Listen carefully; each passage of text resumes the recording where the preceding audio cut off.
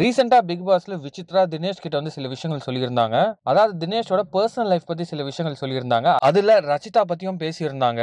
இதை வந்து பாத்தீங்கன்னா பிக் பாஸ் கமல் சார் எபிசோட்ல கமல் சார் சொல்லியிருந்தாரு விசித்ரா கிட்ட. விசித்ரா தினேஷோட பர்சனல் லைஃப் பத்தி பேசக்கூடாது, அது தப்பு அப்படின்னு கமல் சாரே சொல்லியிருந்தாரு விசித்ரா கிட்ட. இப்போ வந்து பாத்தீங்கன்னா ரச்சிதா அவங்களோட இன்ஸ்டாகிராம் அக்கௌண்ட்ல ஒரு ஸ்டோரி போட்டிருக்காங்க. அதுல அவங்க என்ன சொல்லியிருந்தாங்கன்னா, ஆம் உண்மை எப்பவும் கசக்கும், அதுக்காக அது உண்மை இல்லைன்னு ஆயிடாது இல்ல அப்படின்னு சொல்லியிருக்காங்க. அது மட்டும் இல்லாம ஹேஷ்டேக்ல 2 விஷயங்கள் சொல்லியிருக்காங்க. இதோட நிப்பாட்டிக்கோங்க.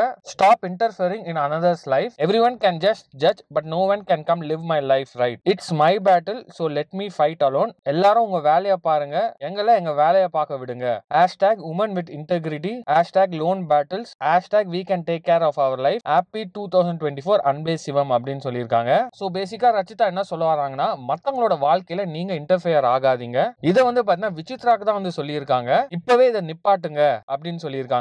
அது மட்டும் இல்லாம இது வந்து என்னோட பேட்டில், நான் தனியா வந்து என் பேட்டில் வந்து ஃபேஸ் பண்ணிக்கிறேன், உங்க வேலையை நீங்க பாருங்க, என் வேலையை என்ன பார்க்க விடுங்க அப்படின்னு சொல்லியிருக்காங்க. இது மட்டும் இல்லாம எல்லாருமே ஜட்ஜ் பண்ணுவாங்க, ஆனா என்னோட வாழ்க்கையை நான் தான் வாழணும், நான் தான் வாழ போறேன். ஸோ எனக்கு மட்டும் தான் தெரியும் நான் என் வாழ்க்கையில என்ன ஃபேஸ் பண்றேன் அப்படின்னு வந்து ரச்சிதா சொல்லியிருக்காங்க.